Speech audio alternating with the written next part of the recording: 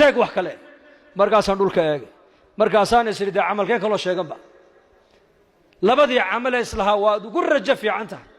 waa 36 xaj oo Carafa istaagay iyo 63 oo khatmat alqur'aan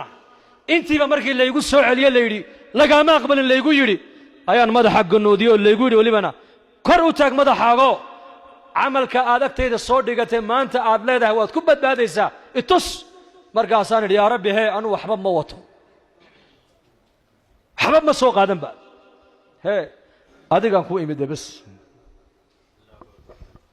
waxaan garanayay inaan u tagayo rab kariima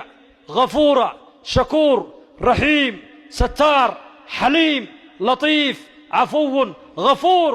rabbiga sifaat kale inaan la kulmaayo ayaan garanayo waxba ma watay yaa rabbi anigu adaan ku imid bas markaas ilaahay guuri hadda aad ii timide waa ku dambi dhaafay jannada gal marka raxmadda ilaahay ba jannada ku galay dadka u sheegay buu yiri hadday waa taabiciintii waa zuhadi waa muhaddithiintii waa salafu hadhihi al-umma Hasan al-Basri maanta akhrisanay maanta Hasan al-Basri wuxuu yiri 30 sano ma qoslin 40 sanana hadal ma la yaani oo kaftana kuma hadal buu yiri inagu maalintii imsa jeer baan kaftanaa imisaan caytamayna imisaan umad xamanayna imisaan waxaan doona eegayna imisaan waxaan doona maqlayna laqad adraktu aqwaman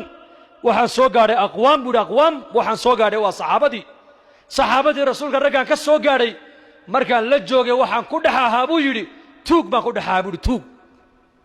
waa Hasan al-Basri ba hadalka leh ayna nahnu maanta halkeen joognaa maanta ilaahay hanu toobad keen